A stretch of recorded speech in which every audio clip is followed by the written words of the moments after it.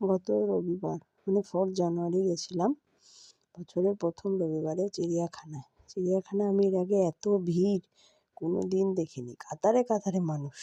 যেদিকে দেখাচ্ছি সেই দিকেই এত লোক হয়েছিল চিড়িয়াখানায়। কিন্তু আবার তেমনি সেদিন ছিল ঠান্ডা, রোদও ওঠেনি। কিন্তু তার মধ্যেও পশু পাখিগুলো সবাই বাইরে বেরিয়েছিল। খুব সুন্দর লাগছিল দেখতে, ভালো লেগেছে। চিড়িয়াখানায় এর আগেও গেছি, কিন্তু এত মানুষের ভিড় আমি এর আগে কোনো সময় দেখিনি।